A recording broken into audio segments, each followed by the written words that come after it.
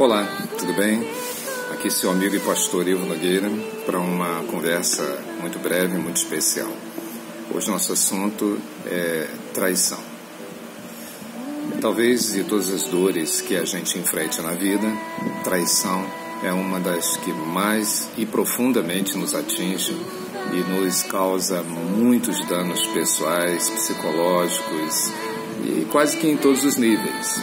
Nós sofremos muito quando enfrentamos um episódio de traição. Lembro de uma vez um grupo de amigos, colegas meus, pediram que eu ficasse numa sala aguardando para eles reunidos conversarem sobre um assunto referente a um projeto que estávamos envolvidos. Eles esqueceram que eu estava na sala ao lado, esqueceram completamente e eles começaram a conversar. No auge do conversa, é claro que uma sala com uma porta muito simples, eu os ouvia conversando. E lá pelas tantas, eles gastaram um longo período falando mal da minha pessoa, dos meus modos de comportamento, minhas ideias, e também começaram a falar da minha personalidade, de como eu, segundo eles, tinha determinados anseios, determinados desejos, sondaram a minha vida de certo modo, de maneira como eles imaginavam que eu fosse, e eu do outro lado ouvindo aquilo assim, fiquei assim um pouco estarrecido, no momento, porque eu não entendia qual era a razão, o motivo deles estarem fazendo aquilo, Lá pelas tantas, eu abri a porta, que eu não estava passando muito bem, e eles ficaram surpresos, e perguntaram o que eu estava fazendo ali. Eu falei, vocês mandaram eu ficar aqui aguardando nessa sala, não tenho para onde sair, a única porta que eu tenho para sair é para dentro da sala onde vocês se encontram. Não sei se eles se deram conta daquilo. Eu falei para eles, eu estava ali passando mal, eu estava com vindo de uma hepatite, eu estava muito doente. Então eles se reuniram, então falaram assim para mim, então agora nós vamos orar por você e vamos pedir a Deus que dê saúde, paz. E fizeram uma bonita oração, dizendo que eu era uma pessoa tão especial para eles e tão, fantástica. E ao término daquilo ali eu fui embora e na realidade eu não consegui chegar em casa direito, porque eram irmãos, eram pessoas que eu estava trabalhando por eles, e eles estavam tendo dois tipos de conduta, A traição é uma coisa que dói muito na alma da gente. Eu os perdoei, claro, carregar uma cruz desse tamanho nas minhas costas, mas não foi muito fácil. Na ocasião foi muito difícil. Eu tive dificuldades até de chegar em casa. E a vida, no entanto, me ensinou algumas coisas a respeito de traição. Algumas pequenas e importantes lições. Primeiro, um dos fatores da traição é que muitas vezes nós próprios somos responsáveis por aquilo que esteja acontecendo. Às vezes Deus deu a você uma qualidade muito grande, deu dons a você, e você tem uma tendência de querer dividir esses dons, como Moisés dividiu com os 70, E esses 70 mais tarde se rebelaram contra ele e Deus teve que agir duramente contra eles. A culpa não era dos 70 em si, mas da ideia, da imaginação de Jetro junto com Moisés, que ele precisaria dividir, vamos chamar assim, aquela unção que estava sobre ele, que Deus dera a Moisés para cuidar daqueles mais de cerca de 2 milhões de pessoas. Parecia absurdo, mas Deus tinha capacitado Moisés para aquilo. A mesma coisa aconteceu com Davi também, com Aitofel, aquele personagem que orava diariamente com Davi, era amigo, conselheiro, e que depois conspirou com os filhos e outras pessoas da corte contra o próprio Davi. Davi sofreu muito com aquilo, disse que ele poderia esperar até mesmo de um adversário, mas não de uma pessoa tão próxima dele. Essas situações, elas se repetem na vida. O próprio Senhor Jesus teve um episódio com Judas, mas não só Judas, Pedro também, e não só Judas, Pedro, aqueles outros apóstolos, quase todos tiveram um comportamento semelhante. Foi muito doloroso para o Senhor.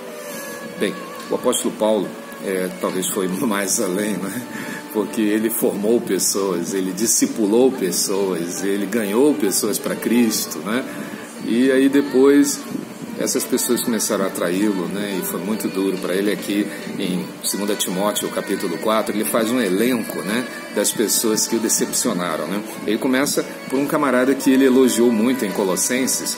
No capítulo 4 de 2 Timóteo, verso 9, ele fala de Demas. Demas, tendo amado o presente século, me abandonou. Lembra? Demas foi aquele homem que Paulo elogia lá no último capítulo de Colossenses. Aqui ele diz, Demas me abandonou.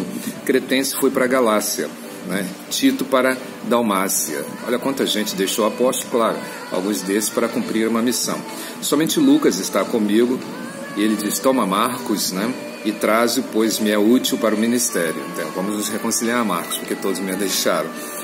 A primeira coisa da traição é que, de alguma maneira, ela revela, né, que houve algum momento na vida da gente que a gente não fez aquilo que Deus queria, ou não estava fazendo.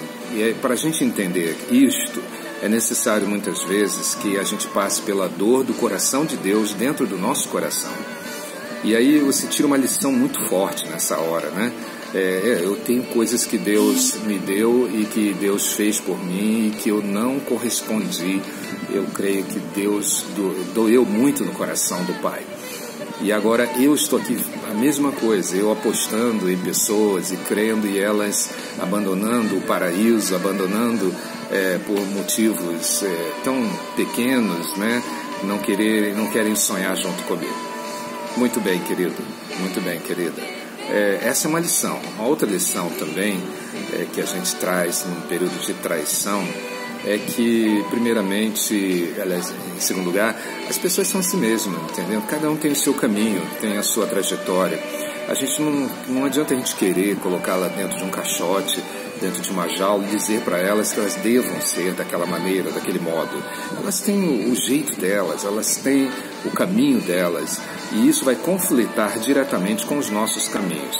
Alguns até por algum tempo tentam se esforçar, tentam se adaptar, mas logo vão manifestar aquilo que verdadeiramente são. Alguns virão com cobiça, outros virão com concupiscência, outros virão com ambições as mais variadas, dirão que você não tem projetos, não tem planos, até mentirão, dizerão que você fez coisas erradas, mesmo você sabendo que não fez. Mas as lições maiores é que foi você que chamou essas pessoas para a sua vida, que nós chamamos para a vida da gente, né? Nós colocamos elas no nosso próprio barco para nossa viagem. E aí a gente aprende muito disso. Não é que a gente vai se culpar por tudo, mas é preciso saber a culpa real, aonde ela se encontra, porque a culpa existe para que nós cheguemos a ser responsáveis, e não para que nos tornarmos pessoas neuróticas, neurastêmicas, ansiosas, depressivas, nihilistas. Não, a culpa existe para nos remeter para a responsabilidade. E Paulo, quando faz esse elenco aqui, ele diz aqui, olha, quando vieres, traz a capa, traz os livros, os pergaminhos, ou seja, eu estou aqui passando um momento difícil, estou só, mas eu preciso de ajuda. Quando a gente está passando por um episódio de traição, a gente precisa de amigos sinceros, amigos verdadeiros, honestos, decentes, sabe? Mas não achar que as pessoas todas devam nos assistir, nos atender e nos socorrer, como se nós fôssemos bebezinhos, não é? Não, é difícil, sim, é difícil. A mulher, quando o marido a trai, ela fica muito abalada, né? Na realidade, a justiça para muitas mulheres é somente a vingança, né? A traição para o homem também, muitas vezes, é somente a vingança.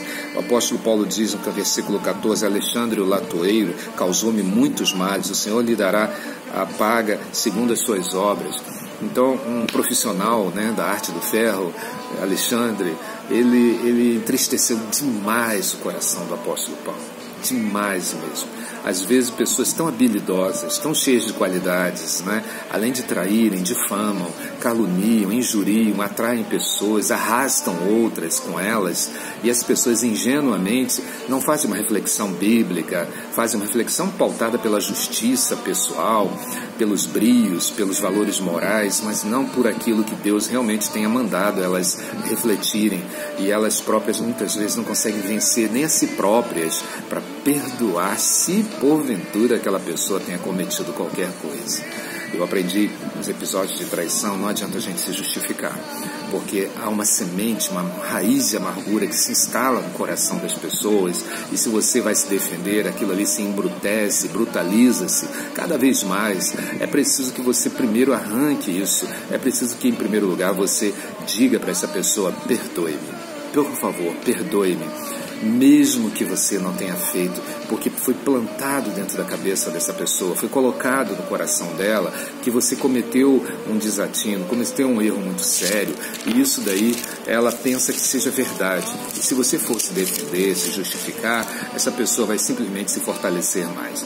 Então, silenciosamente aceite e diga para essa pessoa: olha, me perdoe, por favor, eu sei que você está zangado comigo, peça perdão, peça realmente que ela entenda que você é uma pessoa humana, falha, mesmo que possa aparentar injustiça. Num outro momento, numa outra hora, numa outra situação, aí você pode abrir o jogo quando cair toda essa fortaleza, essa muralha de resistência, de oposição, de cauterização que se impôs entre você e a pessoa com a qual você está querendo recuperar o relacionamento. Uma coisa também importante, veja bem, às vezes todos nos abandonam, todos traem você, sabe? Um conjunto inteiro, uma igreja inteira, né? Uma comunidade inteira, uma empresa inteira, uma cidade inteira pode afastar-se de você e colocar o seu nome, como aconteceu com o apóstolo Paulo lá em Filipos, né? Depois dele enfrentar aquele demônio que estava sobre uma pitonisa, toda a cidade